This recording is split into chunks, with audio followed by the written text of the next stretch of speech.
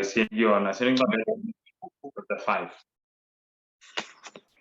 Sifunda bazalwane incwadi kaDaniel, and you know njengoba sifunda nje bazalwane kuloke kuqina kakhulu enhlizweni yami iconviction yokuthi isona sikhathi lesi uNkulunkulu ngempela ebesibekele sona ukuthi sifunde le ncwadi, ngoba njengoba sifunda sizobona ukuthi into eziningi ezenzeka la emhlabeni njengoba sikhuluma nje zihlangene kakhulu nale ncwadi, ngoba le ncwadi ikhuluma ngezikhathi zokugcina, ikhuluma ngezikhathi zokugcina. Njengoba sihleze sibuka ukuthi uJesu uma isitshena ngeimpawu zesikhathi sokugcina, ngeimpawu ezokwandulela ukubuya kwakhe, enye yezinto asikhuthaza ukuthi siyenze ukufunda incwadi kaDaniel. Lokho ukusho incwadi kaMateyu 24 kuverse 15. Kuyasho ukuthi kunezinto esizozibona ekumele siziqonde ezilotshwe ngumprofeti uDaniel. And sabuka abazalwane incwadi kwabaseKorinte bokuqala chapter 10 kuverse 11 ukuthi ngisho nale part le engumlando kwincwadi kaDaniel ibalekile, ngoba lithi iBhayibheli kwabaseKorinte bokuqala chapter 10 kuverse 11 ithi konke kwenzeka kubo kuze kube isibonelo futhi kulotshelwe thina ukusiyala thina esiphila ekugcineni komhlaba. Siyabona bazalwane, so ukuthi izinto uNkulunkulu ayilobile ezwini lakhe, njengoba nje uNkulunkulu was hand picking ama-events kwimpilo kaDaniel, wayengabhali yonke into, he was hand picking, wayekhetha specific events, yabo. So that's why nami ayikho ichapter engidlulayo ngithi ayile sizoyidlula ngoba lena vele ikhuluma ngomlando lenzeka every event uNkulunkulu uyikhethile ngokuyazi ukuthi inomiyalo okhona kuyona leyo event ukusiyala thina esiphila esikhathini sokugcina. And bazalwane yabona leso ifunda namhlanje ngempela, yabona ngiyengamangala kakhulu ukuthi cha uNkulunkulu ukhuluma nathi impela, ukhuluma nathi impela. So ake siyeni kuyona nje ngaphandle ukuchitha isikhathi. Daniel chapter 5. Now uDaniel chapter 5 bazalwane ukhuluma ngokuwa kweBhabheli, ukhuluma ngokuwa kweBhabheli, Babylon, the fall of Babylon.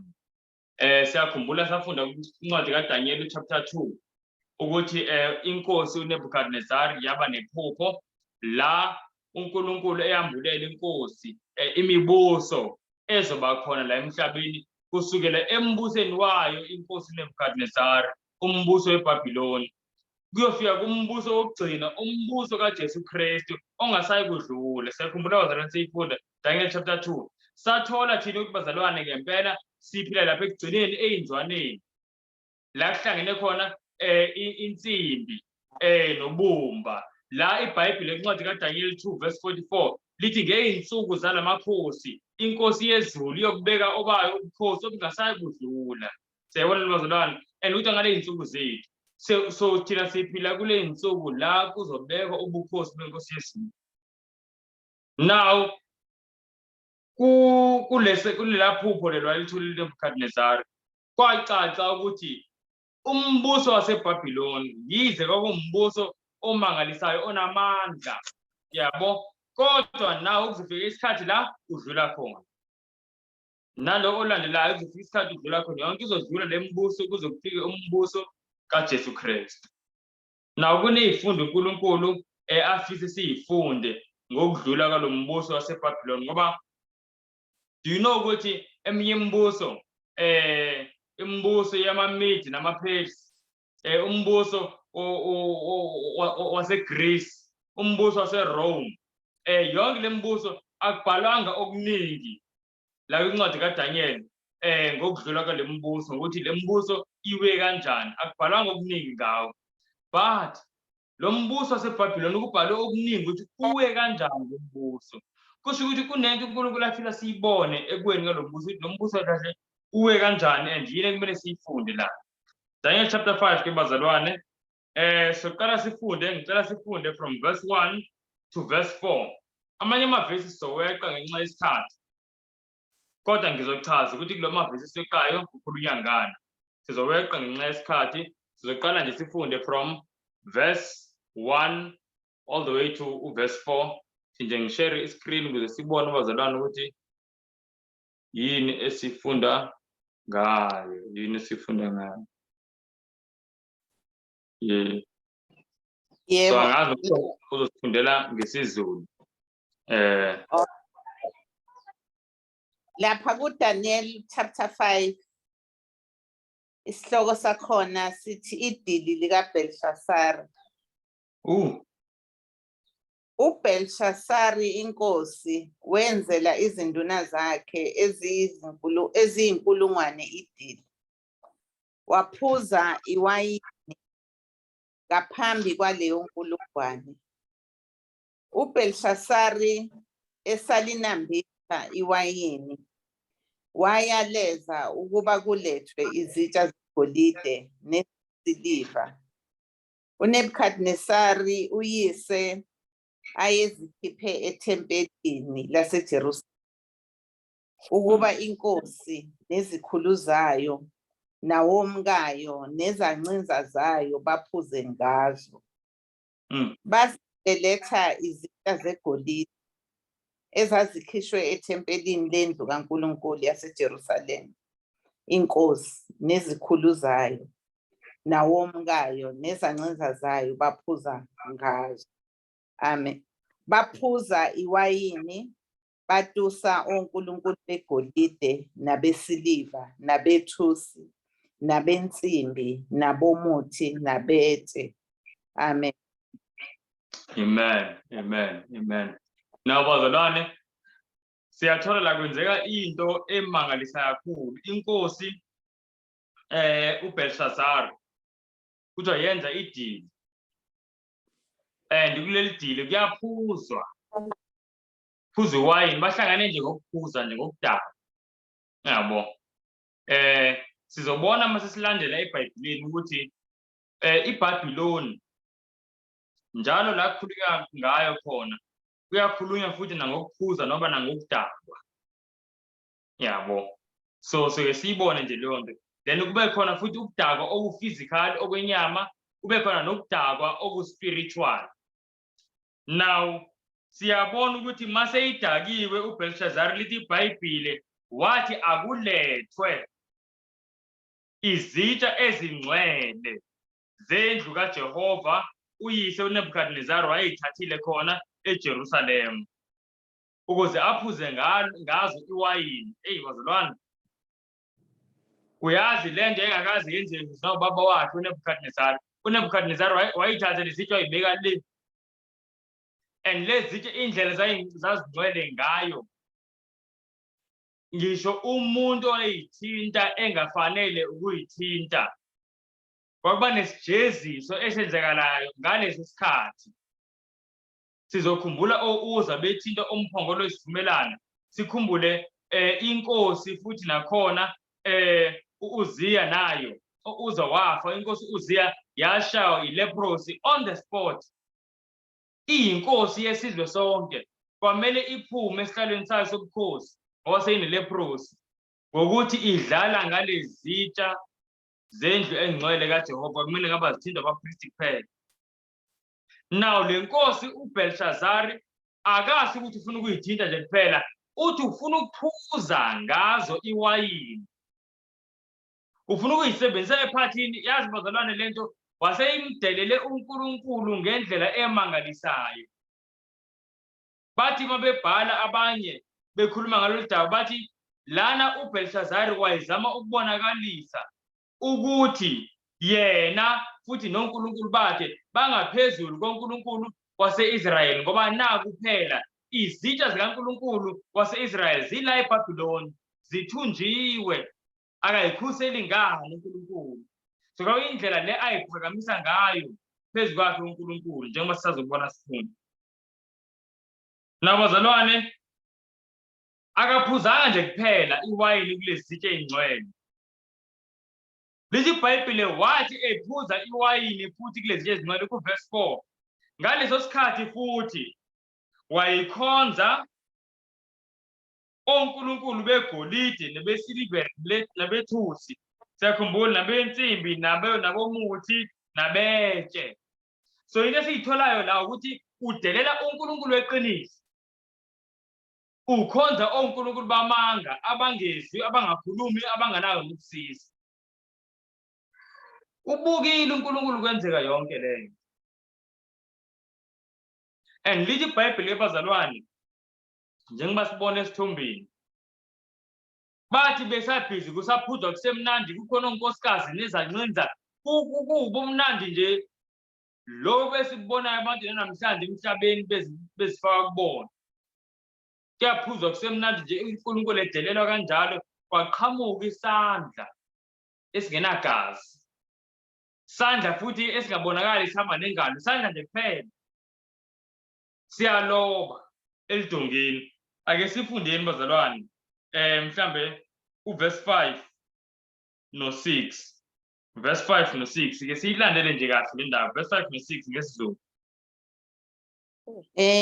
Uverse 5 no-6 fundeka kasona leso sikhathi kwavela iminwe yesandla somuntu yaloba maqondana nothi lwezibani kokunamekiweyo kodonga lwendlu yenkosi.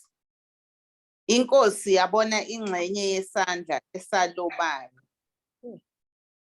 Kwase kuguquka ukucwebezela kwayo nemicabango yayo yayesabisa.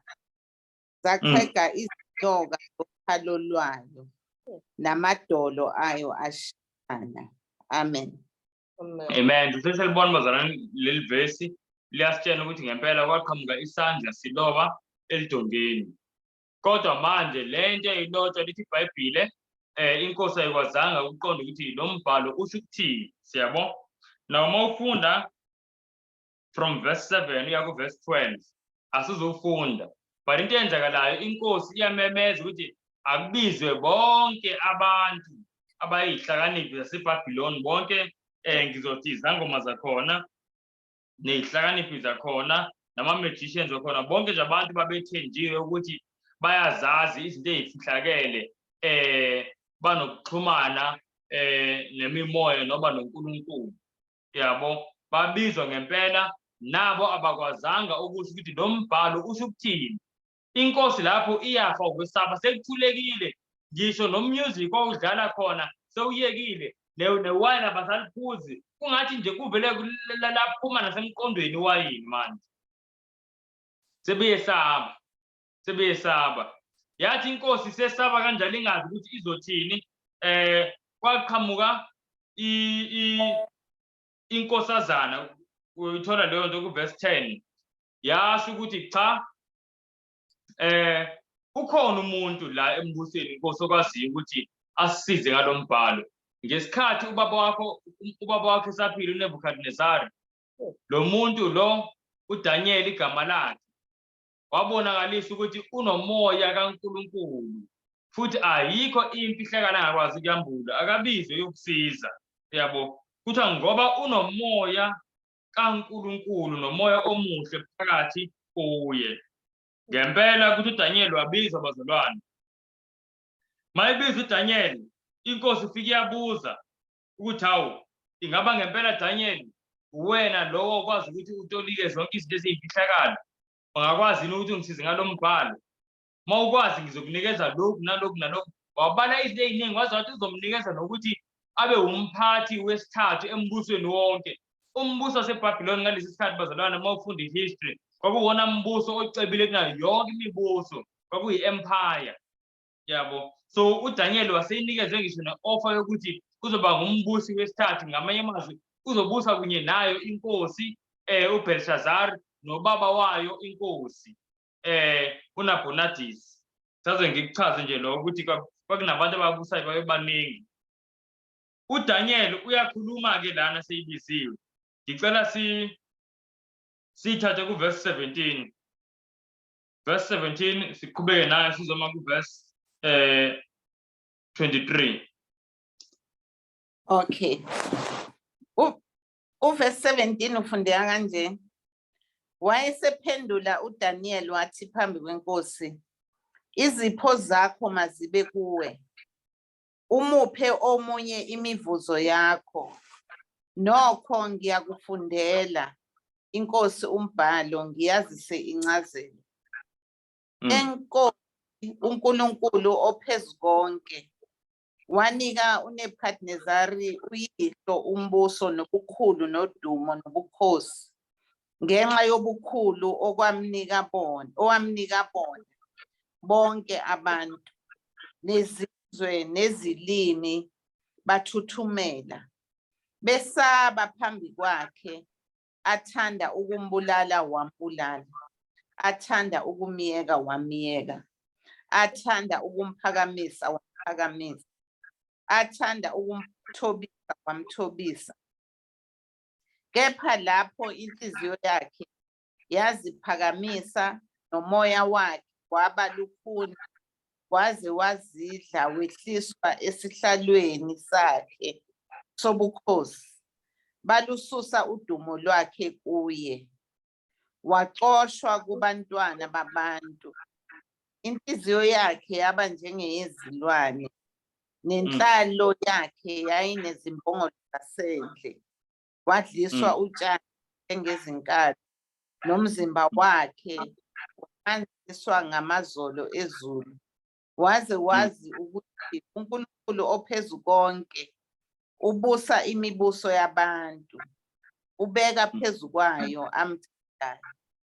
Nawe ndodana yakhe Belishazari, awuthobanga inhliziyo yakho, noma wazi konke lokho. Kepha uziphakamisile enkosini yasezulwini. Balethe izitsha zendlu yakhe phambi kwakho, wena, nduna zakho nawomkakho zakho. Niphuzile iwayini ngazo. Utusile wena onkulunkulu besiliva nabegolide nabethusi nabensimbi nabomuthi abangezwa abangazi. Kodwa uNkulunkulu omphefumulo wakho usesandleni nokungezakhe zonke izindlela zakho awumphikisanga. Amen.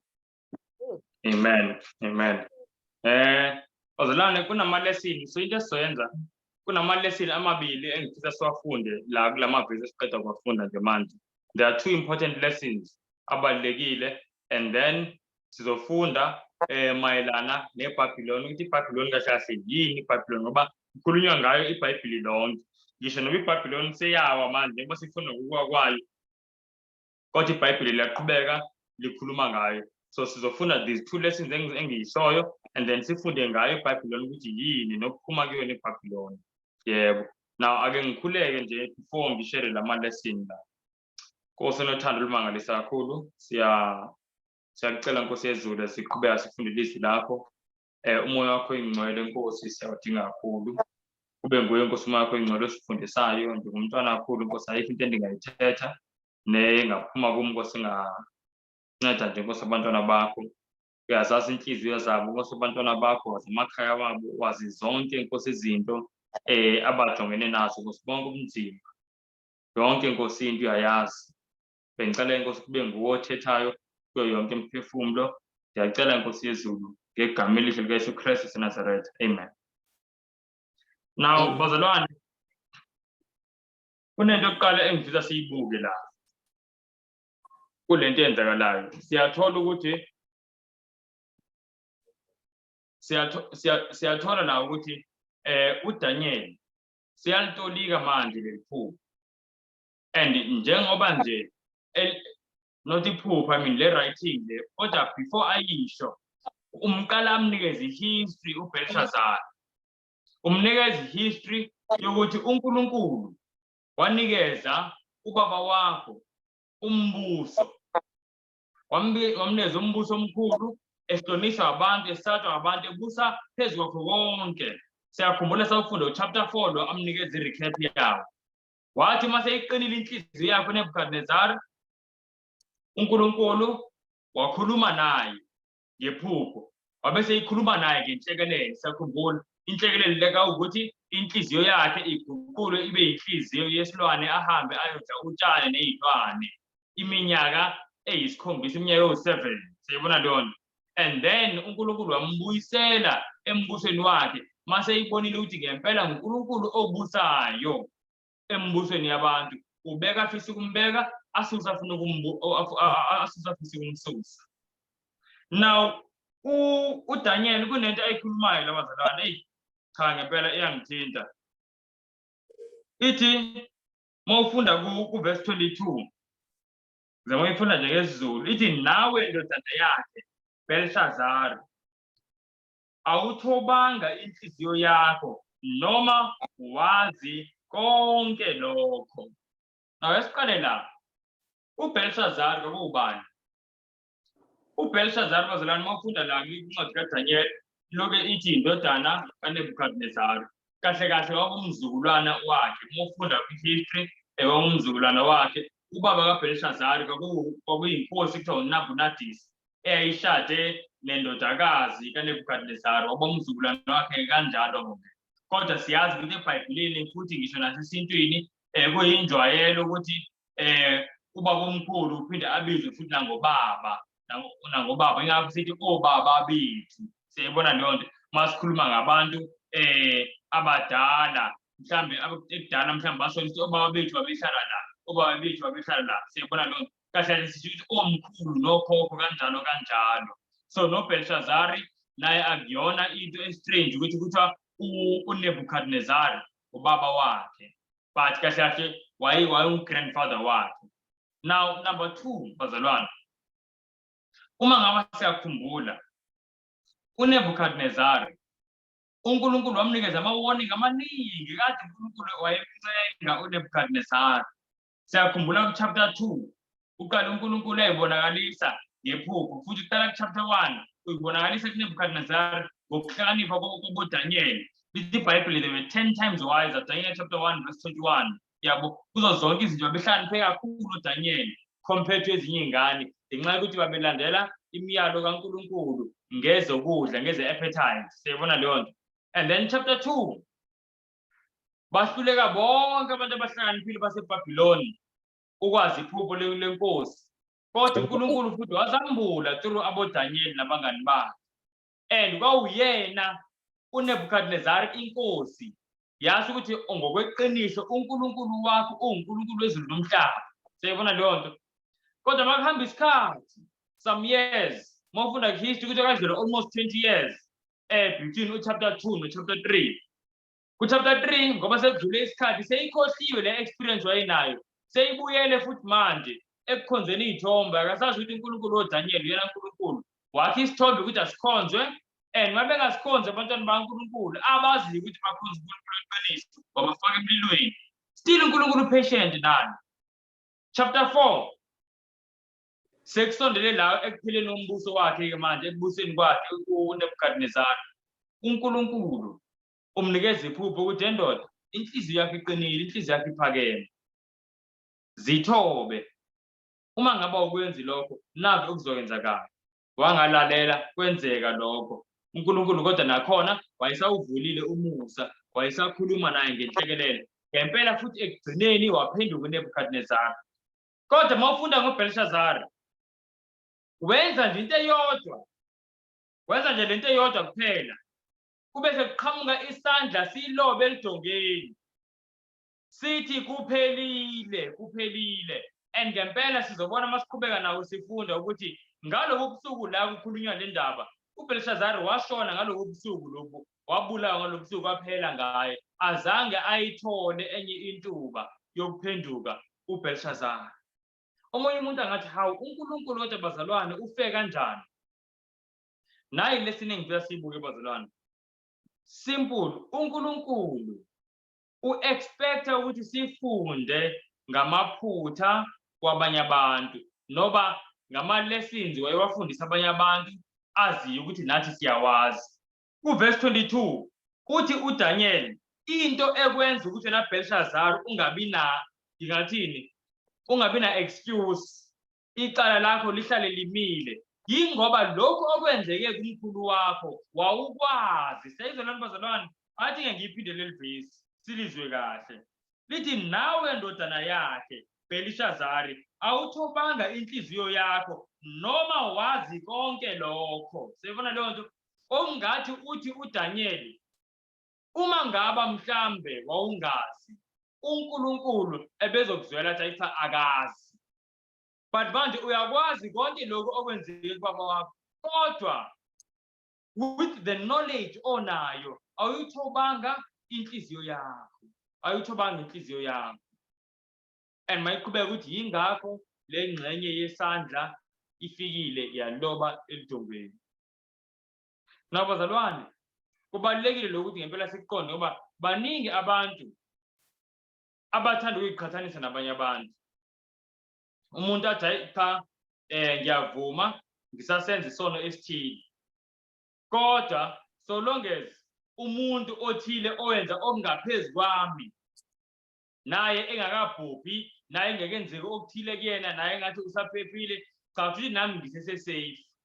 Yabona leyo nto bazalwane, akuyona into esafe, akuyona indlela esafe yokucabanga leyo, ngoba siyathola la bazalwane ukuthi kungenzeka ukuthi wena nalowo muntu anazi okufanayo. Siyabona leyo nto, yena uthi ngempela ayikho into ebeyazi, so uNkulunkulu patient naye, but wena uyibukile mhlambe impilo yakhe, mhlambe wena unalo nolwazi lama-experiences wabantu la eBhayibhelini, ngoba uNkulunkulu into esiyibonayo la ukuthi uNkulunkulu u-expecta ukuthi sifunde ngezinto ezehlele abanye abantu in the past, whether ngabantu besibabona ngamehlo noma ngabantu besifunda ngabo ezwini kaNkulunkulu, but ufuna uNkulunkulu sifunde ngalokho. Akekho umuntu ozothi ebengazi, akekho umuntu ozothi ebengazi. Angengenze nje sinye isibonelo bazalwane. You know,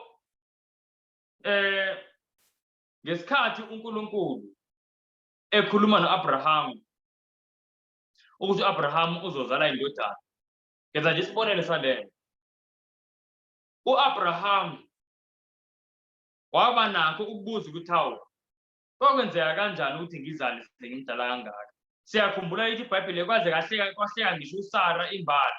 Lokhu yakuthola kwincwadi kaGenesis chapter 16 na chapter 17. Chapter 17 la sesithola khona ngisho noSara ehleka khona.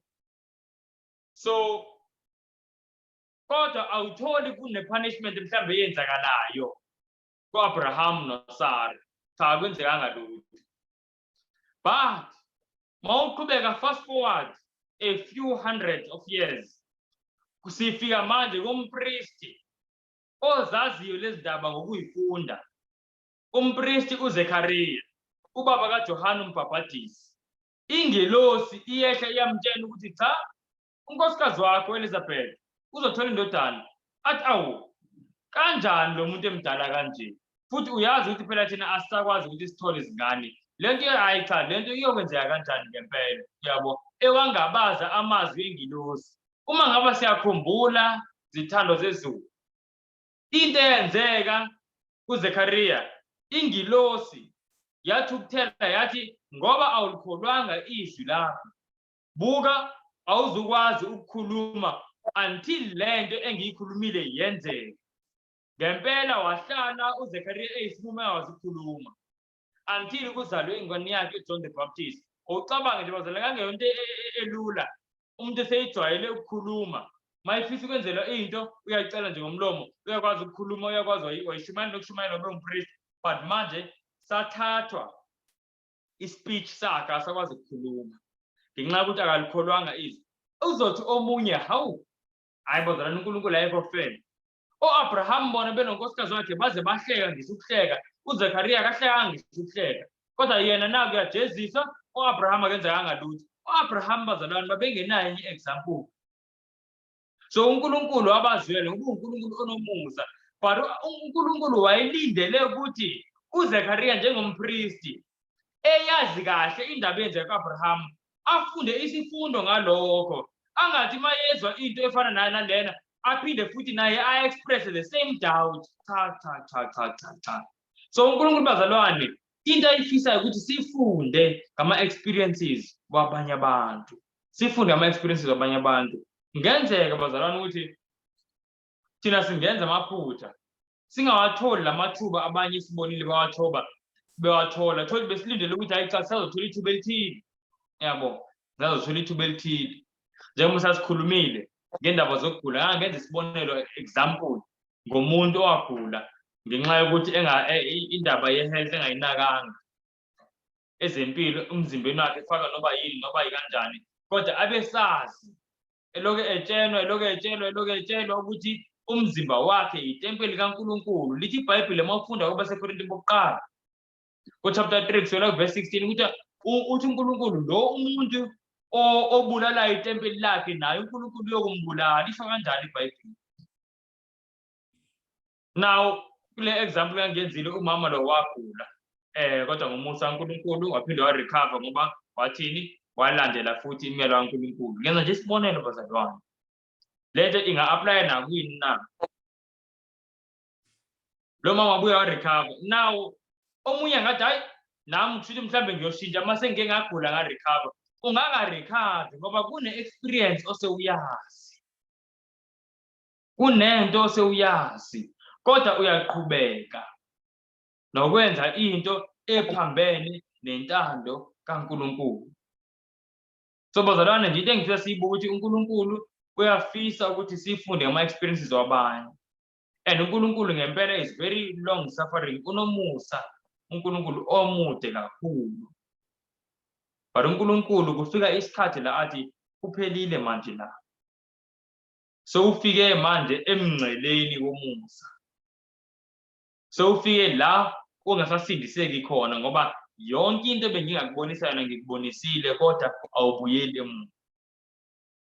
So bazalwane uNkulunkulu angasisiza ngempela noba yini umuntu nomuntu uyazazi ukuthi yini ngempela ayigodlile inhliziyo. Nisafunda na last time sifunda koDaniel chapter 4 ngendaba yokuphakama ye-pride ukuthi ukuyiphakamisa bazalwane kuyingozi ngoba umuntu ophakeme uyathothwa. And mase uthothwa nguNkulunkulu kuba buhlungu. Yabo. So uNkulunkulu lezi zinto lezi usifundisele ukuthi si-acte. Especially esibonisa nezibonelo ezenzekile ezimpilweni zabanye abantu. uNkulunkulu ufisa ukuthi si-acte bazalwane. Singalindeli ukuthi kuze kwenzeke mhlambe into efanayo ngibe semanje ishitha ngaleso sikhathi kungenzeki ngokufana njengoba sibona kuBelshazar. Ngenzeki njengokufana. Now kunelesini yesibili bazalwane engifisa siyibuke la. Sokuqala ileyo ukuthi uNkulunkulu ufisa sifunde ngezinto ezenzekelwe kwabanye. Ufuna sifunde ngama-experiences enzekelwe kwabanye abantu. That's why lithi iBhayibheli konke lokho kwenzeka kumaSirayeli kwenzeka ukuze kube yini kube yisibonelo. Angisho leli verse kwabaseKorinte bokuqala chapter 10 verse 11 siyibona leyo nto uze athi umpostoli uPawuli moya kumavesi angenhla kuleli sahluko lesa chapter 10 uze athi umpostoli uPawuli athi lo uNkulunkulu ukulobile ukuthi singenzi njengoba bebesenza bona. Siyayizwa lento bazalwane? You know, ngiyacela ukisho lento. Ngizwa abantu umuntu mayibanje mhlambe esonini noba ezitholisa esonweni ayithethelele ngokuthi kodwa mfowethu kuyothiwani phela. Ngathi ngisho inceku kaNkulunkulu uDavide umuntu kakuthiwa inhliziyo yakhe ilangazelela uNkulunkulu yenza okuthile nokuthile nokuthile. So uthola ukuthi abantu izinto uNkulunkulu wayeyilobile eyilobele ukuthi bangazenzi bafunde from those experiences bangakwenzi lokho. Kodwa uSathane manje ubenza abantu bazisebenzise as ama-excuse. Siyibona leyo nto izinto eziningi uNkulunkulu uyilobile lana as warning signs. Ungakwenzi lokho. Ungakwenzi. Buke ukuthi kwenzekani kuDavide. Buke ukuthi kwenzekani kumndeni wakhe ngenxa yalesono esisodwa. Ingane enye yadlwengula enye ingane yakhe idlwengula enye ingane yakhe. Enye yathukuthela yabulala le idlwengulile. Le qeda kubulala le idlwenguliwe uAbsalom yagcina seyimzola nobaba wakhe yaphuca umbuso. Siyibona lento bazalwane zonke lezi zinto ngenxa yesono sikaDavide esazi ukuthi ngenxa yesono sakhe. Now umuntu uzothi phela mfowethu uyabona ukuthi ngisho noDavide naye. So bazalwane uNkulunkulu uyakuloba lo ukuze asibekele a warning sign ukuthi singahambi ngaleyo ndlela, not as into esizoyikhomba sithi cha lana nangu umunye wakwenza nami ngiyakwenza. No. Akumele ngaba kunjalo. Now ake sibuke okunye ke bazalwane. So let's see verse 23. Ngiyalithanda kakhulu leli verse.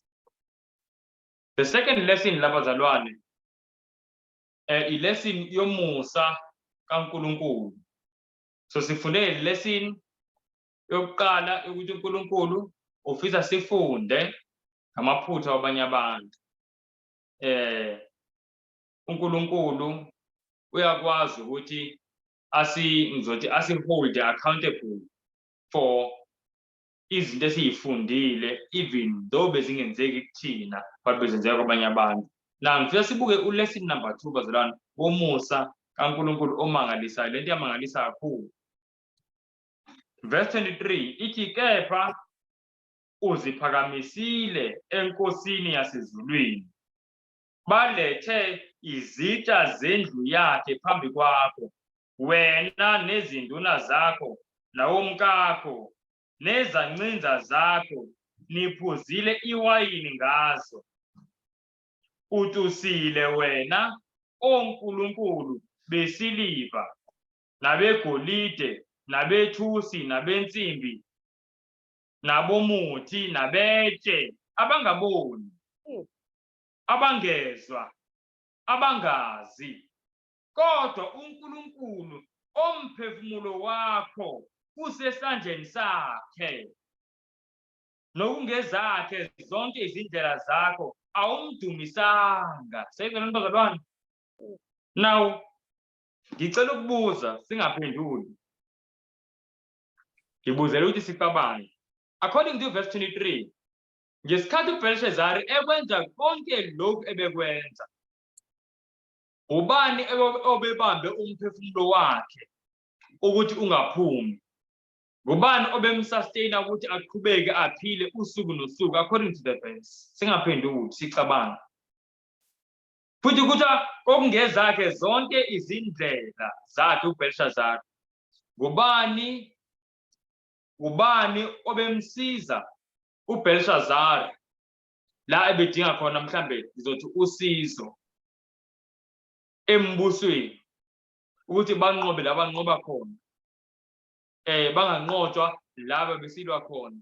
Ubani obemsiza kulokho? Singaphenduli. Lithi iBhayibheli zonke indlela zakhe zazisustainwe nguNkulunkulu. Kahle kahle leyo ndawo leyo part le isho lo ukuthi uNkulunkulu besustaine zonke indlela zakhe. So njengoba ebehamba endleleni kodwa aphinde abuye futhi esaphila engafanga, umuntu bemsiza ubani?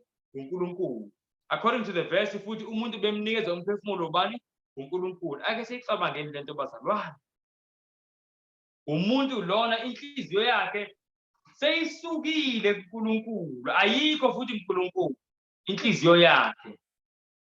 Wenza izinto one by one, step after step, ezimnengayo uNkulunkulu. But lithi iBhayibheli yathi iBhayibheli liyamangalisa. Lithi iBhayibheli umphefumulo wakhe ubanjwe nguNkulunkulu. Njalo thina singazitshela ukuthi abantu abenza okubi baphiliswa nguSathane. Lithi iBhayibheli umphefumulo wakhe usesandleni sikaNkulunkulu. Umuntu omgcinile njengoba egcinakele ephila ngubani? uNkulunkulu. Even though uBelshazzar enza konke lokho akwenza, ebiza nje lamawayini, ephuza ngewayini, uphuza ngomphefumulo awunikezwe nguNkulunkulu. Sayizwa lento bazalwane? Ngifisa siyicabange kakhulu. Yini eyenza lokho? Now yini eyenza lokho? Ngifisa sibone ukuthi bazalwane lento yenzeka kanjani. Asenencwadi kaLuka chapter 13. Lento ayizenzeka leli, hey. If lento siyifunda kuLuka chapter 13 ibingenzeki, uBelshazzar ebezowa phansi on the spot esenza isono. Asiyincwadi kaLuka chapter 13. Ukuthi yini eyenza lokho ukuthi uNkulunkulu aqhubeke amuphe umphefumulo, awusustain umphefumulo wakhe, abe lo muntu kodwa ephuma eceleni. Sesifikile bazalwane incwadi kaLuka chapter 13. Bengingacela ukuthi uSwazi afunde mase eyitholile. Okay, ngicela siqale ku verse 6. 13 verse Simple 6. verse 9. From verse 6 to verse 9. Okay. wayesebalandisa lo mfanekiso wokuthi umuntu othile wayenomkhiwane utshalwe esivinini sakhe. Weza efuna isithelo kuwo, akasifumananga. 7.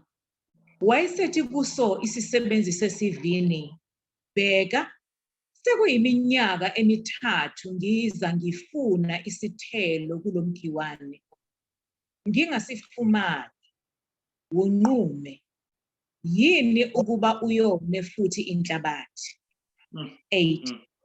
Sona saphendula sathi kuye, Nkosi, uyeke nangalo mnyaka.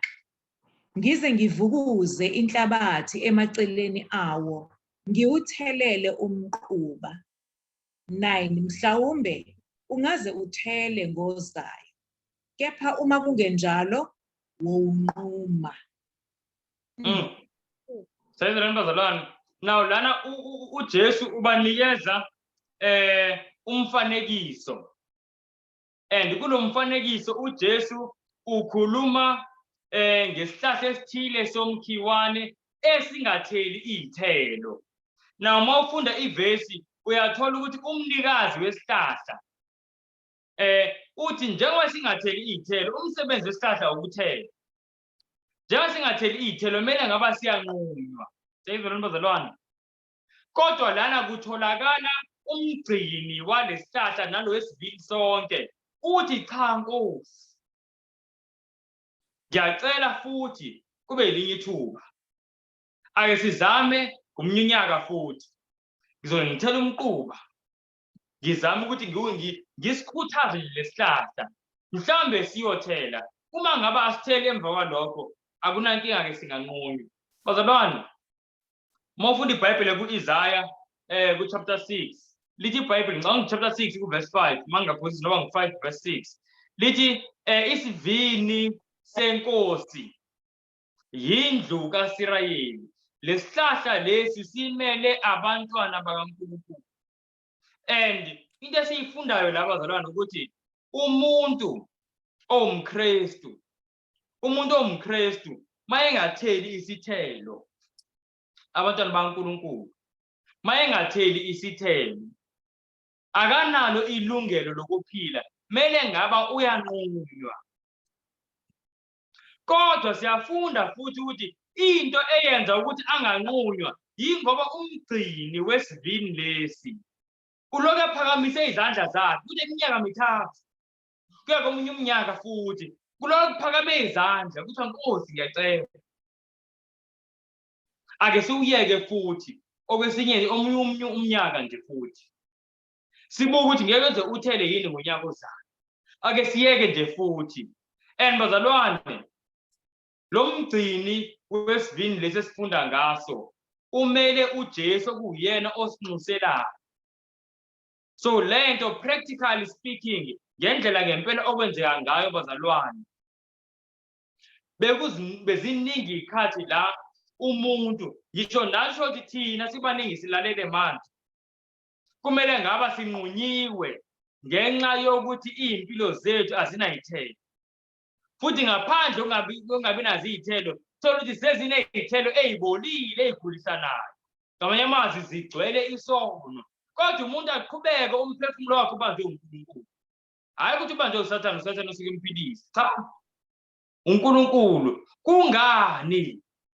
Ingoba ziyaphakama izandla zikaJesu ezinamanxeba.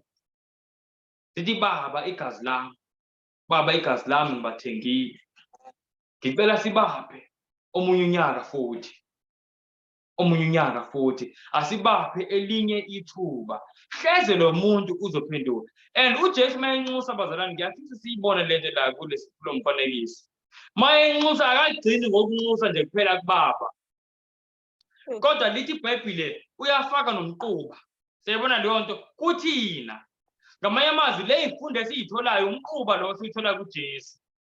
Sifunda nje izwi umoya engcwele ukhuluma umquba ufakwa nguJesu ezimpilweni zethu ukuze sithele. Now okunye ngifisa sikubuke bazalwane ukuthi uJesu yize enxusa kodwa akayikunxusa njalo. Siyafika isikhathi lathi Nkosi sikwenzile konke besingakwenza.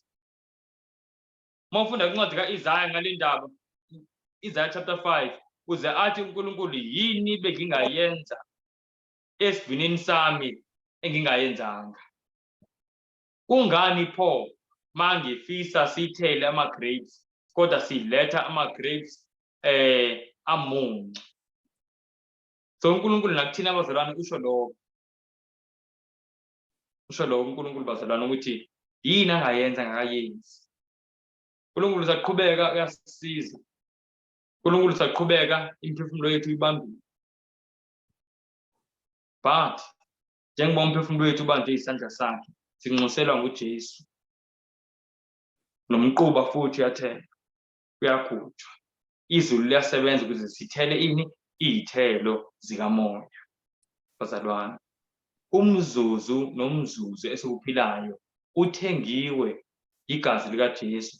Uthengiwe hayi igazi ukufa kwakhe kuphela, kodwa ukunxusa kwakhe uJesu. Siyibona le bazalwane. So ngifisa sibuthi yazi abanye abantu bayitshela into ebalekile kuphela ecebeni losindiso ukufa kaJesu. Kanti nokuvuka kwakhe, mawufunda incwadi yamaHebheru 7 verse 25, lithi iBhayibhile uJesu uyakwazi ukusindisa ngokuphelele bonke abeza kuNkulunkulu ngaye, ngoba uloke ephila ukubanxusela. Siyezwa lo bazalwane. So indaba yokunxusa kaJesu ezulwini ihlangane kanje nensindiso yethu. And manje siyabona bazalwane ukuthi iminyaka yethu iloke yaluleka. Thothi lana ngempela uNkulunkulu ngiyamphoxa nje akenzi kahle, kodwa yithi ngiyabona nje ngiyaqhubeka ngiyaphila. Kithi ngiyabona nje izinto mhlawumbe ziyahamba ngisona kahle, ngoba isandla esinamanxeba siloke siphakama phambi kwesihlalo sobukhosi uthi Baba asike simzame nakulo nyaka futhi. But bazalwane, njengoba ngisho uverse 9 yasichazela, angeke siphakame unaphakade. Siyafika isikhathi la athi mhlambe ungaze uthele ngonyaka ozayo, kepha uma kungenjalo unquma. Siyezwa lo bazalwane. So kuyafika isikhathi ngempela sokunquma. Ngathi uNkulunkulu angasiza bazalwane, sithele oweqiniso. Yazi futhi ngiyafisa ukuyithinta nje lento ngizodlula kuyona. SingamaKristu ngezinye izikhathi bazalwane, ngizothini? Asitheli iy'thelo. Siye siyifanise ney'hlahla. Yabona isihlahla sokhisimusi ukuthi sinjani? Isihlahla sokhisimusi asikwazi ukuthela isithelo. Isihlahla sokhisimusi isithelo siyathatha sinamathiselwe esihlahleni. Siyayibona leyo nto. Kodwa isihlahla asikwazi ukuthini? Ukuthela, akusuki phakathi kuso. Siyayizwa lo bazalwane. And nathi esikhathini eziningi sinjalo. Thothi akusuki phakathi enhliziyweni. Kodwa nje thola mhlawumbe nje ngiyanamathisela izinto, akuphumi othandweni ukuthi lokhu ngikwenza ngoba uJesu ngimthanda futhi ngoba ngihleli kuyena uJesu. Sike siyicabanga nje lo bazalwane. And futhi isihlahla sekhisimusi, isithelo esilapho kwisihlahla sekhisimusi singasihle mawusibukele ekudeni, kodwa mase usondela sekumele sidliwe bazalwane. Uyabona nje cha sona isithelo sangempela lesi. And kunjalo nesithelo esinamathisele. Mawukuthi ngiloke ngizama ukuzenza ukuthi nginothando kodwa ngibe ngingenalo, ngingaxhumananga nomnikazi wothando, vele kuyothi abantu mase besondela sebedinga uthando kutholakala ukuthi cha lana akunathando, akukho sithelo la, ngoba angixhumananga mina nesource. Ngokuthi uJesu phela indlela esithela ngayo isithelo ukuthi sihlale kuye. But abanye umuntu uzoqhubeka nje nempilo engahlalanga kuJesu, kodwa lokho ezama ukunamathisela nje izinto, othi nginamathisela okuthile, othi ngishintshe lokhu, othi ngishintshe indlela engigqoka ngayo, kube ngathi nje ngithobekile ngempela ngigqoke njengomuntu ongumKristu, othi nje mhlambe njengoba sifundile sike safunda ey'fundweni ngesonto ukuthi nendlela yokudla bazalwane kumele siyiqaphele. uNkulunkulu itempeli lakhe, othi yabo, kodwa mangingaxhumananga nomnikazi, mangaxhumananga noJesu, isithelo nje sinamathiseliwe. Indlela yokuthela iyodwa bazalwane iBhayibheli elibekayo, incwadi kaJohane chapter 15, uthi uJesu hlalani kimi nami ngihlale kini. Lento ebalekile ukuhlala kuJesu ngomkhuleko nokufunda izwi lakhe. Angeke siyithele bazalwane singahlalanga kuJesu ngomkhuleko nokufunda izwi lakhe futhi nangokuhlala sicabanga ngaye. Mayithi hlala kimi uJesu sekethi imiqondo yenu ayihlale ikimi. Imiqondo yethu mayisuka kuyena ibhayidi zomhlaba. Kumele sazi ukuthi iy'thelo lapho esisay'thela suke sinamathisela nje kuphela. Suke sinamathisela. Kodwa uthi ngidlule kule ndaba ngifuna ukuhlala kule ndaba ye-Christmas tree. Kodwa bazalwane siyicabange ngempela. Abaningi abantu bayey'hlahla zekhisimusi. And yazi isihlahla sokhisimusi umsebenzi waso akuwona vele ukupha abantu iy'thelo.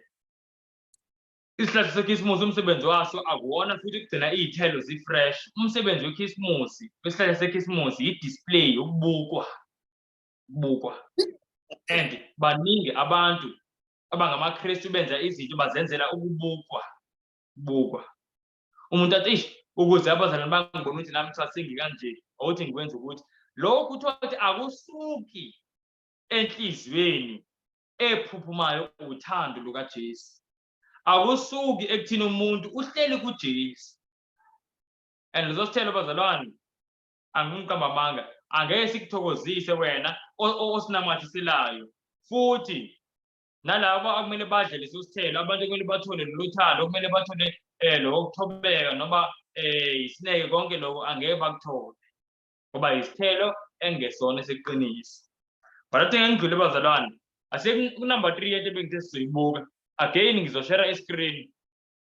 Sibuke nje lama lessons amabili bazalwane abalekile for our time for isikhathi sethu ukuthi uNkulunkulu njengoba siphile ezikhathini zokugcina singalindeli ukuthi uNkulunkulu uzorepeata yonke into.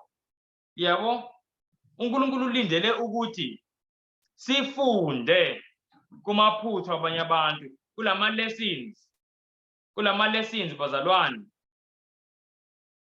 uNkulunkulu asiphe wona ezwini lakhe ulindele ukuthi sifunde nakwabanye abantu esibabonayo from life experiences into ethile iyashayana. Siyabo uNkulunkulu ulindele sifunde. Okwesibili sabuka umusa kaNkulunkulu bazalwane ukuthi umzuzu nomzuzu esiwuphilayo uthengiwe ukunxusa kukaJesu. Siphila ngoba uJesu uyasinxusela. Ziyaphakama njalo izandla ezinamanxeba. Lithi icala selimlahlile umuntu bekumele ukuthi ngempela ingilosi zivume ashone ziphakame izandla ezinamanxeba. Ukuthi Nkosi akulunganga ukuthi alale esesenje. Akulunganga ukuthi alale esesenje ngoba lithi iBhayibheli uNkulunkulu akakuthokozeli ukufa komuntu ongaphendukanga. Seyizwa bazalwane. So ziphakame izandla ezinamanxeba. So siyabona umzuzu nomzuzu ophilayo uthengiwe ukunxusa kaJesu bazalwane. And masibona lokho bazalwane kumele isikhathi sisibuke ngenye indlela. Into ayifunayo ukuthina uNkulunkulu yini iy'thelo. Kodwa indlela yokuthola iy'thelo iyodwa. uJesu hlalani kimi nami ngihlale kini. Hlalani kimi nami ngihlale kini. Now ake sibuke bazalwane indaba yeBhabhiloni. Very quickly sofunda manje ngokuwa kwayo eBhabhiloni and then sibuke ukuthi kungani uNkulunkulu iBhabhiloni eliwisa. Asiye futhi kuma-slides wethu again. Kuma-slides wethu again.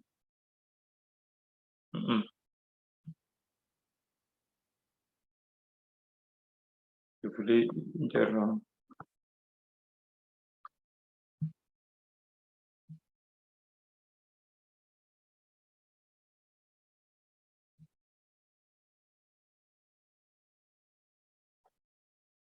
Sengilahlele ama-slides ukuthi ngiye. Sibuke.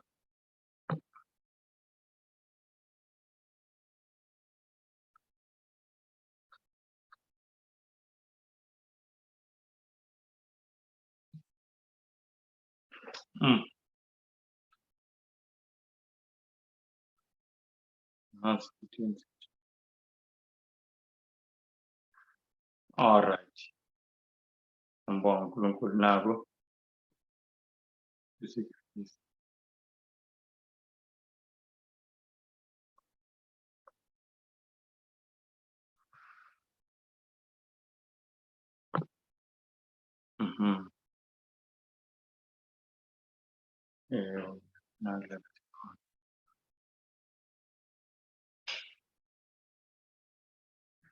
Alright, sibonile la uDaniel esachaza umbono. Now mhlambe asiqhubekeni khona nje ngicela seDaniel chapter 5 ngokusheshsha bazalwane sizosheshsha nje siqede le part le yalesi sifundo. Daniel chapter 5 besigcine ku verse 23. Cela sifunde from verse 24 sime khona ku verse 31. Sifunde nje ngokusheshsha from verse 24 to verse 31.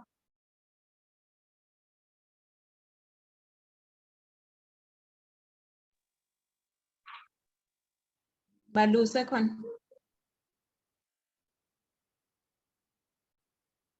Okay, angiqhubeke ngifunde. Verse 24, yeah? Oh, okay, sis. 24, yayisithunywa lengxenye yesandla ivela kuye, walotshwa lo mbhalo. Yilo umbhalo owalotshwa, mene tekel ufarsin. 26, nansi incazelo yalento. Mene, uNkulunkulu ubalile umbuso wakho, uqedile. Tekel, ulinganisiwe esilinganisweni, ufunyenwe ulula. Peres, umbuso wakho wahlukene, unikelwe kumaMede namaPheresiya. 29, khona uBelshazari wayaleza, bamembathisa uDaniel okububende, bafaka umgexo wegolide entanyeni yakhe, benza isimemezelo ngaye ukuthi ubeya kubusa engowesithathu embusweni. Ngalobo busuku uBelshazari inkosi yamakhaledi wabulawa. 31, uDariyu uMede wamukela umbuso eneminyaka engama-62. Amen, amen. Now bazalwane, njengoba nje kwenzeka lokhu esikubuya la ethumbini phakathi kwiphalisi yenkosi, bayadla bayaphuza bathini, ngaleso sikhathi futhi kunenye inkosi engiyivezile la esithombeni kuthiwa nguCyrus, yayimile ngaphandle kweBhabhiloni, iloke izama ukuthola indlela yokungena kodwa ingenayo indlela yokungena ngoba izingange zaseBhabhiloni, amadonga, the walls of Babylon, aweqine ngendlela emangalisayo nobude babo bumangalisa. Kuthiwa lezi ndonga lezi bazalwane zazi 200 cubits high, 200 cubits, almost 100 meters lo. Yabona uma ufuna ukuthola mhlambe 100 meters ukuthi mhlambe nje into engakanani. Yabona iground lebhola ukusuka ngalinye ipali kwelinye ipali cishe kube 100 meters. Now asicabangeni bazalwane ukuthi lo ekuthiwa ubude bazo lezi ndonga lezi zazinde ngendlela emangalisayo kuthiwa kangangeneki. Nenye historian, enye Greek historian ize ithi indlela zazinkulu ngayo ngisho namahashi awekwazi ukureyisa phezu kwezindonga, indlela zazithikhi ngayo. So zazizinde futhi zithikhi, yayingekho indlela zazidingeka ngayo lezi ndonga. Kuthiwa bathi besizwa ukuthi uCyrus lo uyasondela, waseyinqobile ezinye izizwe, waseyinqobile isizwe saseLydia ngaleso sikhathi, esondela ukuzothatha manje iBhabhiloni uqobo. Kuthiwa babuyisa amasango abo, wonke umuntu eseBhabhiloni wangena phakathi. Kuthiwa bazalwane babenokudla okubekiwe nje kustorishiwe, kwangabagcina bephila u20 years. Kuthiwa futhi babenomhlaba wokulima nokutshala ukuthi kuloke kuthela okunye ukudla nje, bahlale bengaphumi kulezo indonga nakulelo sango, bahlale nje isikhathi eside, wawungayi ngisho nako 100 years. Kwakuyoze kukhathale yena uCyrus wayoza shone futhi. So babeloku bembuka, kuthiwa babeloku bembuka nje bele phezulu ey'ndongeni ukuthi oh nangu uCyrus ngaphandle, nangu uCyrus ngaphandle. Kanti bazalwane uCyrus uzwile ngokuthi kunobusuku obuzayo la eBhabhiloni kuphuza wonke umuntu. Amasosha ayaphuza, kuphuza wonke umuntu. Lana njengoba sibona esithombeni singatendi kwakuphuza inkosi kuphela. Kuthiwa lokhu kwakubusuku bokudako obumangalisayo. Nezinye izinto azisenziwa abazalwane eziyihlazo nokuthi ngiyikhulume. Sazisenza idolobhe lonke, akekho umuntu ayigade lutho. Manje la eBhabhiloni kwakunamanzi, amanzi babewathola kuphi njengoba babebikile nje. Kwakunomfula ekuthiwa Euphrates.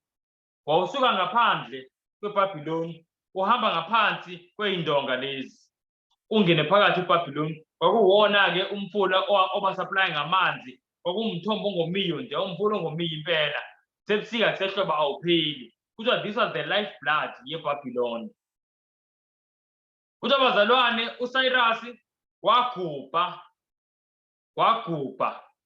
esoza ukuthi kuza ubusuku la abantu bazobe bedakiwe. Wathi kumasosha wakhe akugujwe ukuze kuvule omunye umselo omude la umfula uzongena khona, ukuze uthi ukushona phansi la uma ungena eBhabhiloni phakathi. Ngempela bavula omunye umsele bawudayivetha umfula waya kwelinye isayidi. Njengoba bewudayivetha futhi manje amanzi aloke eya esehla la phakathi eBhabhiloni, then bakwazi ukungena-ke lapho ngalo mgodi lo wawungena amanzi. Bahamba oludakeni lapho kade ngihamba khona amanzi, amasosha angena bazalwane agcwala edolobheni. Kuthiwa kodwa uma ngabe abantu babengadakwanga babebukile, bonke babezowabona amanzi esehla, and futhi bonke babezokwazi ukuthi uSayrasi azama ukwenza lokhu. Bonke amasosha aseBhabhiloni ayezobe elindile nje la ngasemanzini ukuthi makhona umuntu ovelayo la ngasemanzini uyabulawa. Kakuzovala ngisho namasango ngoba kuthiwa ngisho nemfula le yayibiyele. Kodwa ngenxa yokuthi akekho umuntu ayigade lutho, wonke umuntu wayedakiwe, wonke umuntu ephuza. Ifocus yabantu bonke kwawukuthi nje ngingadakwa kangakanani, ngingenza kangakanani lobubi lobu okumele kenziwe kulobu busuku. And bazalwane, ngalobu busuku balala abantu bedakiwe, bengabantu abakhululekile, bengama-Babylonians. Bavuka ekuseni beyizigqila zenkosi uSayrasi. Yangena inkosi uSayrasi nebutho layo, yashisa yonke lento ezinhle kangaka bazalwane. Yabulala amasosha, yangena yabhubhisa le nkosi uSayrasi igama layo. Kwaphela kanjalo eBhabhiloni. Yayibulala abantu, amabhilidi amahle wavuthisa ngomlilo, shisa yonke into, yayithukuthela ngendlela emangalisayo. Yahlangana nayo inkosi uBelshazari loyo kuthiwa yayibulala. Kwaphela kanjalo ngeBhabhiloni. Now kunento bazalwane engifisa siyibuke ebalulekile. One of the reasons why le ndaba yaseBhabhiloni sikhuluma ngayo manje yize iBhabhiloni lawa kudala njengoba likwile bazalwane. iBhabhiloni namhlanje lala likhona likule ndawo ekuthiwa kuse-Iraq namhlanje. And bazalwane namanje alikavuzwa ngesikhathi kaphethe uSaddam Hussein. Ngicabanga ukuthi kangonyaka ubani la kodwa just before 2009 bake bazama ukwakha ingxenye ezithile zamabhilidi awekhona aseBhabhiloni babekwazi ukuthi bazikhuphe ezinye izinto bayibone. Kodwa kwabonakala ukuthi kuningi kakhulu osekwalimala lento abayenzayo ngeke yenzeke. Yabo, so bagcina nje sebeyishiya kanjalo itask. Ngo-2009 kwenzeka okunye futhi abantu base-America, ama-armies ase-America aphinda amosha nje. So iBhabhiloni nje lahlala linjalo nje kuze kube manje kuthulile. Lila kuthiwa namhlanje kuse-Iraq kodwa. Now into emangazayo bazalwane ukuthi yize iBhabhiloni uqobe u-physical Babylon awusekho, kodwa mawufunda kwincwadi ekhuluma ngezikhathi zokugcina inomyalezo la isiyaleza khona ngeBhabhiloni okuthiwa kumele siphume kulo. Ake siyene incwadi yesambulo, siyibone nje lento bazalwane ukuthi kungani kubalulekile ukuthi siqonde lokuwa kweBhabhiloni. Incwadi yeSambulo chapter 18. So ngifuna nje ivesi, ngifuna abangakazi mhlambe balibone.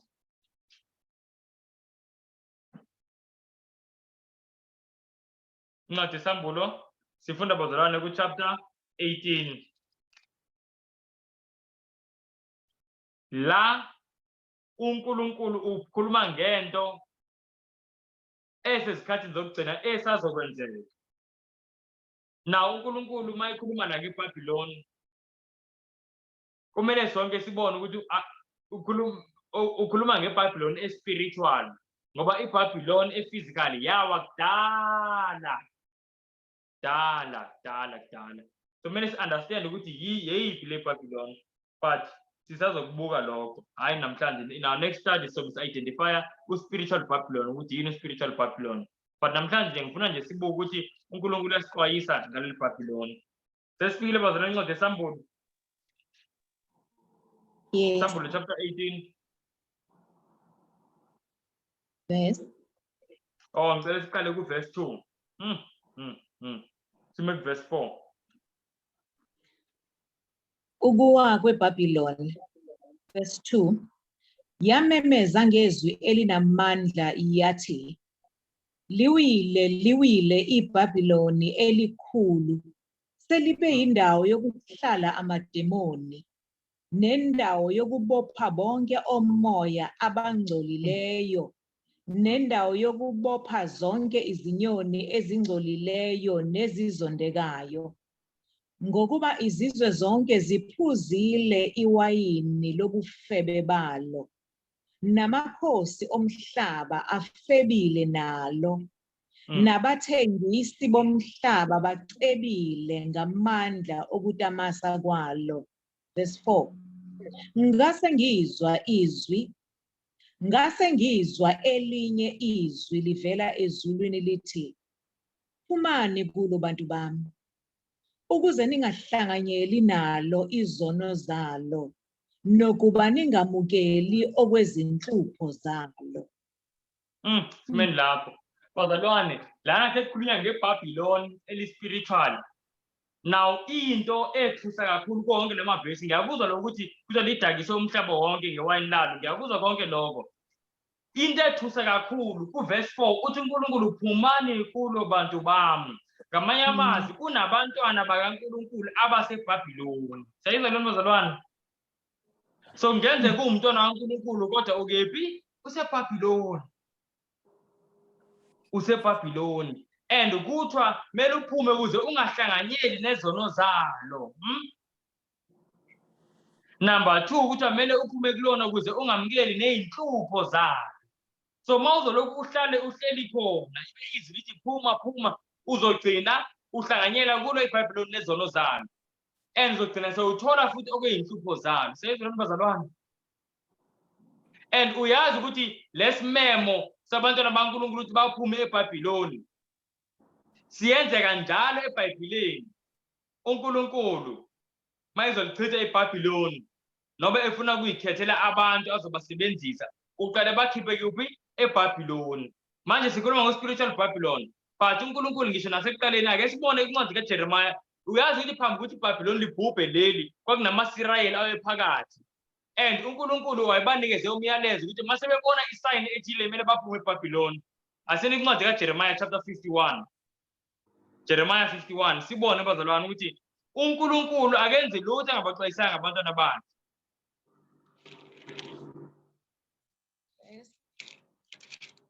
Jeremiah chapter 51 mhlambe sizobuka after sibuka verse 4.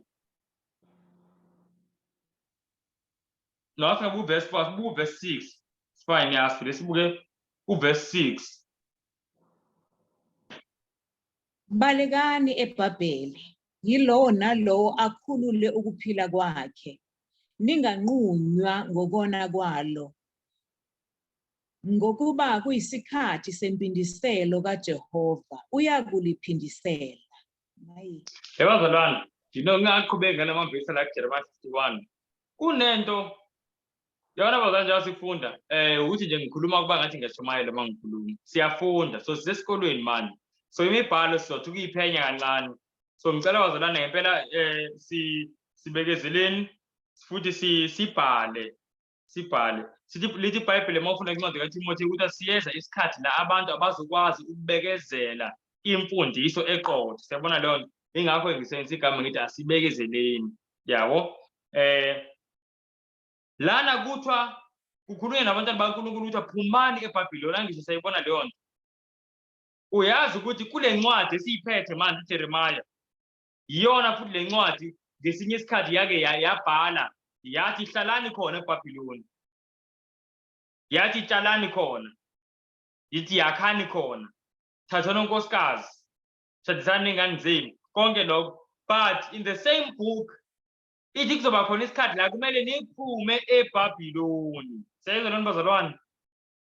So ngisho ukuthi izwi likaNkulunkulu mawufisa ukuliqonda kumele uqonde isikhathi, because kupossible ukuthi uapply the wrong verse. Bakhona abantu manje ngalesi sikhathi yabona manje njengoba selibhubha kanje iBhabhiloni, bakhona abantu babebhizi befunda ubani uJeremiah chapter 25 bathi asihlaleni eBhabhiloni, kubhaliwe njena ngempela and kuyiqiniso ukuthi kubhaliwe, yebo, but yonke into inesikhathi.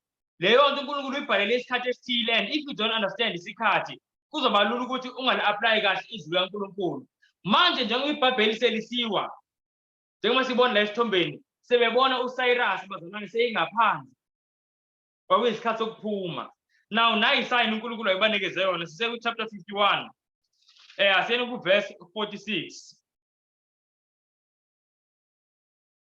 Verse 46. kaJeremiah Yeah, Jeremiah chapter 51 verse 46. 1 verse 46. In fact, asiqale ku verse 45, verse 45 no 46. Jeremiah 51 verse 45 no 46.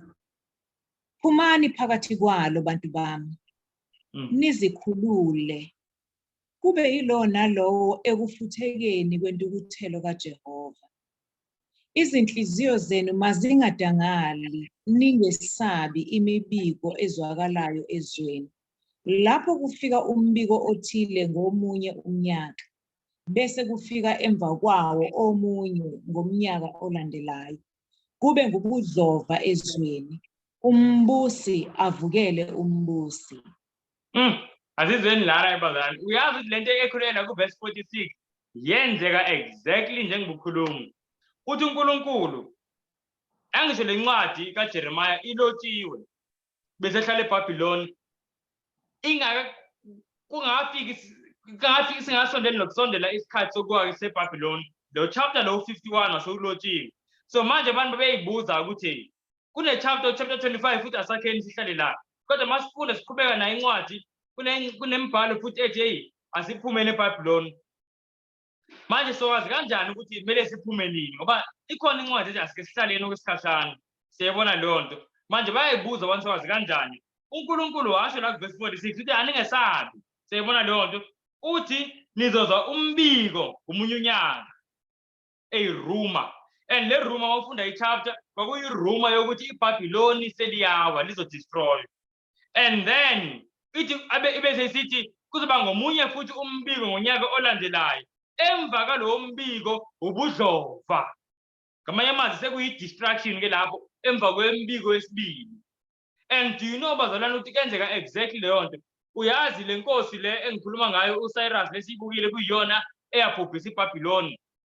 Mawufunda kumlando kuthiwa ngonyaka othile, unyaka ungu-539 BC, 539 years before Christ, le nkosi yaseyisondele ukuyohlasela iBhabhiloni. Yathi mayiwela umfula othile, ama-historian ayabhala ukuthi ihashi layo le nkosi lacwila emanzini. Kwakuyihashi leli babelibona as i-sign yenhlahla, kuyihashi elimhlophe. It was a sacred horse mabesho. So ngenxa yokucwila yalelo hashi ngo-539 BC inkosi yangaya. But the following year, 538 BC, yila yaya khona-ke manje, and ngempela yenza lento besikhuluma ngayo, yagubha yawudiverta umfula i-Euphrates River wathi mase ushona umfula yangena phakathi inkosi yabhubhisa yonke into kuba ubudlova nobudlova inkosi yavukela enye inkosi siyabona lona bazalwane. Now do you know ukuthi yini eyenzeka ngo-539 BC bezwa ukuthi uCyrus iyeza bezwa umbiko wokuqala siyabona leyo nto kwakunyaka wokuqala bezwa umbiko and kuthiwa abaJuda abelalela izwi kaNkulunkulu le iprofethi zikaNkulunkulu kuthiwa baphuma babaleka balishiya iBhabhiloni. Abaningi baphuma kungaphumi ngisho i-decree kaCyrus baphuma balishiya iBhabhiloni kakhulukazi laba behlala in the city of Babylon. Bangcono babehlala outside the city but babehlala kwi-city baphuma. Abesibili bathi awubuke nje niphumile kodwa akenzeki lutho yabo. Kanti kuthiwa mase abafuna ukuphuma in the second room kwasekulate kakhulu ngoba manje mase kuzokala umbiko wesibili uCyrus waselizungezile iBhabhiloni kwasekuvaliwe amasango njengoba ngikhuluma ukuthi kavele kavalwa amasango mase bembona eqhamuka akekho umuntu okwazi ukuphuma akekho umuntu okwazi ukungena. And ngesikhathi uCyrus seyibhubhisa iBhabhiloni kukhona amaSirayeli abhubha ngenxa yokuthi azange baphume besezwa umbiko wokuqala. In fact mawufunda ukuthi they scoffed at umbiko abantu baphuma ngombiko wokuqala ukuthi bahlekisa ngabo ukuthi labantu baphumile nako kodwa akwenzeki lutho naku sinda akwenzeki lutho baphumile nje manje abamanje bayifake inkingeni bazoyaphi bephume eBhabhiloni manje na yabo kwaba yiloko naloko. Kanti ngombiko wesibili uthi uJeremiah sekulate sekuwubudlova phezu kobudlova umbuso uvikela omnye umbusi sekulate kakhulu. Funa siyicabange lento bazalwane siyicabangisise siphila kule ikhathi zokugcina bazalwane ziningi esiyifundile mhlawumbe abanye besingazifundi nabo but bazalwane siyawazi ama-message walesi sikhathi esiphila kusona and sizobona kwisifundo sethu esilandelayo part 2 walesifundo lesi sizobona bazalwane ukuthi umbiko wokuqala ukuthi asiphume ey'ndaweni ey'thile ezithi ukufana neBhabhiloni. Umbiko wokuqala sewuphumile sekade uphumile bazalwane and umbiko wesibili ubudlova bulandela ubudlova kuzoba nzima ukwenza izinto. And mangifunda omnye umbhali obhala ngalento ukuthi nguHaskell SN Haskell uze athi kwasekulate babengasakwazi ngisho nokudayisa kanti labanye baphuma ukuqaleni babeza umbiko kwaphela unyaka wonke and even more than a year bakwazi ukuphuma at i-comfort ukuthi bakwazi ukuthi izinto zabo seBhabhiloni bayidayisa bayishiya badayisa bakwazi ukuthi bathole imali to go and start up somewhere else. But laba babelindele ukuphuma only mase bembona uCyrus seyingaphandle kwasekulate zange bakwazi ngisho ukudayisa and zange bakwazi ngisho ukuphuma. Bazalwane engathi singayizi incwadi kaDanyeli ekhuluma ngezinto ezenzeka kudala kodwa ikhuluma futhi nangezinto ezenzeka manje. And uNkulunkulu bazalwane njengoba sifundile ukuthi uyafisa ukuthi sithathe ama-lessons from izinto ezenzeke kubanye abantu in the past. Uyafisa bazalwane sifunda but lo sokucacisa kakhulu mase sifunda next week bazalwane. But nje uNkulunkulu umbiko wokuqala ngezinto ezenzekalayo la emhlabeni manje sewukhiphile ukuthi abantu abaphume eBhabhiloni and enye bazalwane ingxenye yeBhabhiloni ngizokusho lokhu singafika isifundisa next week. Enye ingxenye bazalwane enye ingxenye yeBhabhiloni amadolobha la esihlala kuwona bazalwane.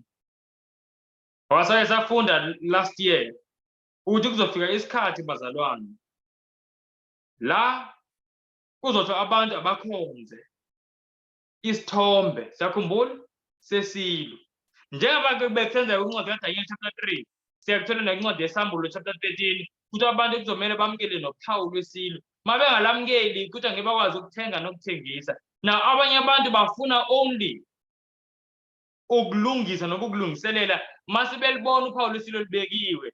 That is the final Rome bazalwane. Like ukhuluma ngento seyidlana manje eduze and it's too late now. It is too late. IRoma yokuqala seyiphumile bazalwane ngama-signs ebesiloke siwabuka njalo. Okwami ukunxusa nje ukuthi uNkulunkulu asisize silandele izwi lakhe. You know bekunento ekugcine ngifisa siyibuke Hawu, Nkosi yezulu. Cela usisize Nkosi kakhulu. Hey. Yeah, bazalwane naye asiyibuke lento ekugcina ngoba it's very short. Ngiyabona isikhathi sami sesingishile, but ngiyafisa nalento siyibuke ngalo eBhabhiloni. Uyazi ukuthi amaSirayeli lana njengoba kuthiwa ababa baphuma eBhabhiloni, nathi ngesikhathi sokugcina ukuthi asiphuma eBhabhiloni. AmaSirayeli awengawubona abantu bokuqala bokukhishwa eBhabhiloni. Ukhona omunye umuntu owakhishwa eBhabhiloni okokuqala. Angisazi uyakuwona-ke manje amavesi ngenxa yokuthi isikhathi singishile sengizowasho nje ngemlomo. Nangu bazalwane, funa ukuthi siyibuke lento. Abraham, uma ufunda kwincwadi kaGenesis chapter 12 kuverse 1, ila uNkulunkulu embiza Abraham ethi akaphume ezweni lakubo. Kwakuyini igama lezwe lakubo? Uyathola kuGenesis chapter 11 and uyathola mhlawumbe ngisho ivesi elilodwa. Uyathola kuNehemiah chapter 9 verse 7. Igama lezwe lakubo Abraham kwakuyindawo ekuthiwa Ur yamakhaladi, Ur of the Chaldeans. AmaChaldeans sonke siyazi ukuthi abantu baseBhabhiloni. Now lana ngiveze imap. Le map le ndawo engathi dark la kule map yi-province le yayibizwa ngeBabylonia. Ngesikhathi sakuqala ngesikhathi sabo Abraham, if uyabona ngo-1300 BC ngeminyaka ngempela emidala, yabo. And mawubuka i-Ur nayo it falls under Babylonia. So ngesikhathi uNkulunkulu ethi akaphuma Abraham wayemkhipha eBabylonia. Now Babylon nali idolobha, yabona iBabylon ne-Ur zithanda ukusondelana kancane. I-Ur ila ezansi nje kwescreen. iBabylon yona yayilidolobha leBabylonia. Ila mawukhuphuka kancane, I hope siyayibona la esithombeni. Now Abraham wakhishwa khona lapho kwindawo yayinhle. Nangu ubuhle bayo bazalwane. Can you imagine this man? Uyashiya. Bayambuza ukuthi ushiyelani kwindawo enhle kanje, unomndeni futhi ocebe kanje, uya kuphi? Mayiphendulo Abraham uthi angazi ukuthi ngiyakuphi. Awu babukana abantu kanjani manje? Uthi uNkulunkulu uthe uzongibonisa phambili ukuthi ngiyakuphi. Angakazi kodwa uNkulunkulu uthi angiphume la. And ngempela bazalwane, la eBhabhiloni kwasekonakele kakhulu. Wayemkhipha uNkulunkulu Abraham ngesizathu esithile. Abantu basebesukile kuNkulunkulu. Abantu bayiphila kuleli dolobhe leli. Kune-spirit esisodwa sasibalawula, yiso lesi engifuna sisibuke. AsekuGenesis chapter 11 bese ngiyavala. Sifunde ngalesi spirit seBhabhiloni ngoba ne-spiritual Babylon inalesi spirit esofunda ngaso manje. So lesithathe lesizoxhuma nalesa next week. Genesis chapter 11 ngifuna sibone umoya wale ndawo uNkulunkulu ayemkhipha kuyona Abraham. Kuthi labantu uthini umoya onjani loyo baqhuba? Imotive yokuphila kwabo yayisithini? Sesifikile bazalwane, ngicela sifunde ngenxa yesikhathi asivile nje sifunde uverse 4. Yabo. Mawufunda uverse 9 uyathola ukuthi le ndawo ilakakhiwa la umbhoshongo waseBabele. Kuverse 9 siyatshela khona ukuthi igama lale ndawo yabizwa ngeBabele. Leli gama iBhabhiloni laqala lana ukuthi libizwe ngeBhabhiloni ngenxa yokuthi uNkulunkulu wasanganisa khona ulimi labantu. Siyakhumbula leli gama lithi Babele kahle kahle ngeseBhelu lisho ukuthi umsangano, confusion, yabo. And balibiza kanjalo ngenxa yokuthi uNkulunkulu lapho wasanganisa amalimi abantu bangazwana. But ngifisa sibone ukuthi yini abantu babeyicabanga, babeyikhuluma enhliziyweni zabo uma besakha lo mbhoshongo. Verse 4. Verse 3 and 4. Verse 3 and 4. Chapter 11 verse 4. Verse 3 and 4. Bathi, wozani asakhe umuzi nombhoshongo osiqongo sawo sisezulwini. Sizenzele igama. Funa sihlakazeke ebusweni bomhlaba wonke. Bambeni lapho bazalwane. Abantu baseBhabhiloni lize libizwe ngeBhabhiloni. Ngalesi sikhathi kusenzeka lento, it was after uZamcolo.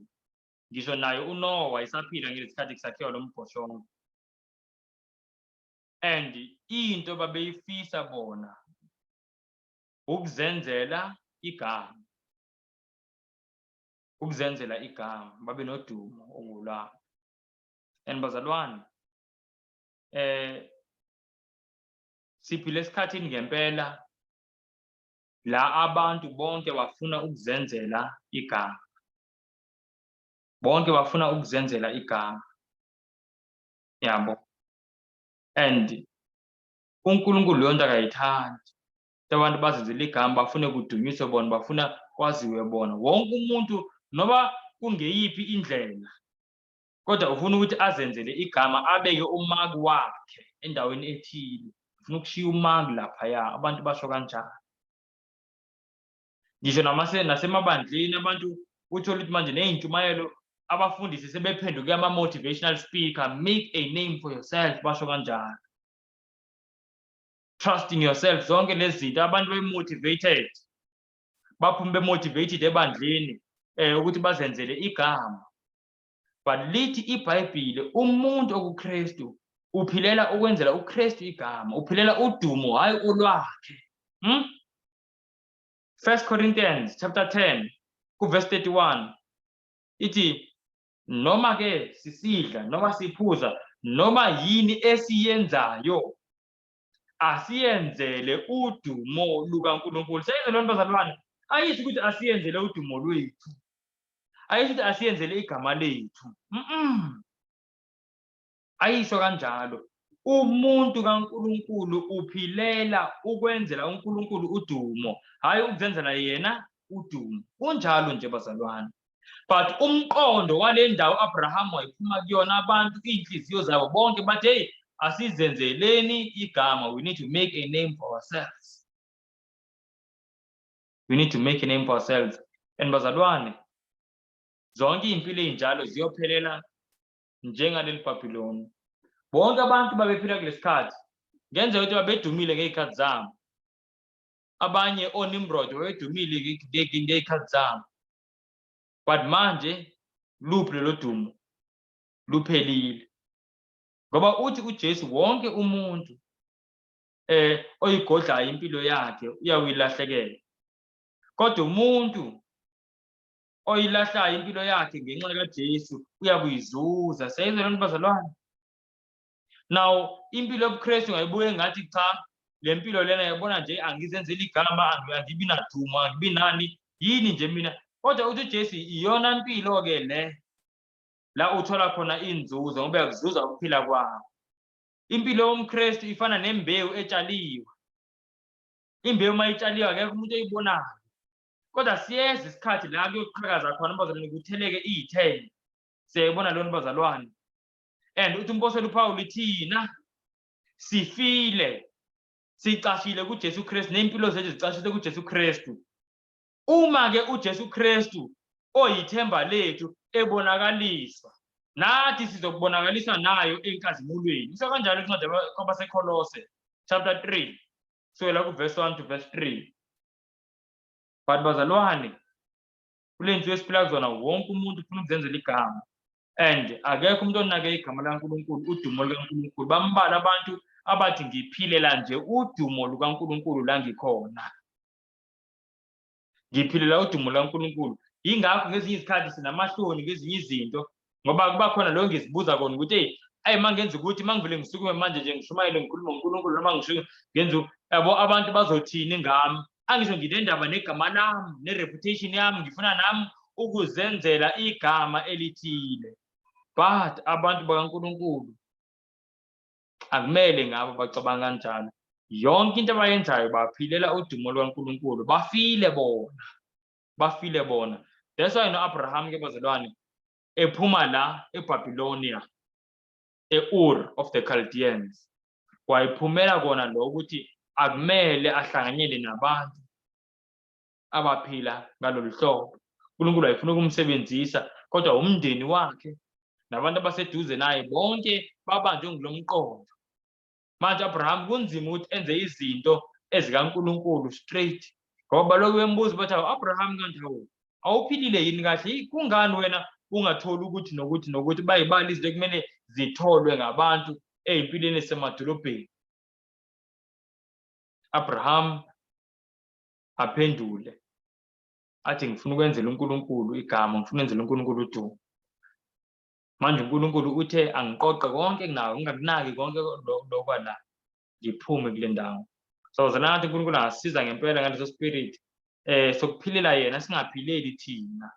Umuntu ongumKristu akasaphileli yena, uphilela uKristu ngoba bekumele ngaba sifile sonke. Lithi iBhayibhile umvuzo wesono kukufa, lithi futhi sonke sonile. Kungani pho singafanga? Ingoba uJesu walamula ngegazi lakhe. Umzuzu nomzuzu sowuphilayo uthengiwe ngegazi, ngoba sonke kumele ngaba sifile.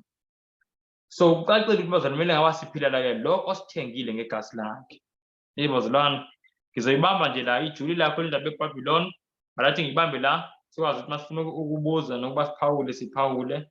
Ngizovala nje ngomkhuleko. Nkosi yezulu, siyakubulela ngesifundo esiphe sona, siyakubulela kakhulu Baba. Siyacela nje Nkosi usincede inhliziyo zethu sonke bawo ziphakeme. Inhliziyo zethu sonke zifundisiwe kusukela Nkosi, sifunda ezikoleni sibancinci ukuthi umuntu wonke kufuneka azenzele igama, kufuneka abe nento ethile ezomphakamisa. Kodwa Nkosi sizofunda ngokuyavuleka amehlo ethu, sifunda Nkosi ukuthi thina kumele siphilele olwakho udumo, hayi olwethu. Siphilele Nkosi udumo lwegama lakho, hayi udumo lwegama lethu. Nkosi sicela usincede kakhulu, singangenwa ngumoya waseBhabhiloni, ngoba ngeke sikwazi ukuphuma eBhabhiloni. Umoya waseBhabhiloni sephakathi kuthi, iBhabhiloni lisekude. Cela usincede Nkosi yezulu kakhulu, njengoba siyafunda incwadi yeSambulo isimemezelo sokugqibela sithi makuphume abantu bakho eBhabhiloni. Siyacela usuqale ukukhupha eBhabhiloni kuthi. Sicela konke Nkosi yezulu, sicela nje umoya wakho ingcwele uchaze konke mhlambe okungavakalanga. Sicela ngegama likaYesu Kristu waseNazaretha, amen. Amen. Amen. Siyabonga bazalwane. Siyayibonga inkosi. Sekuyisikhathi sembuzo, onembuzo noma ofuna ukuphawula. Siyabonga.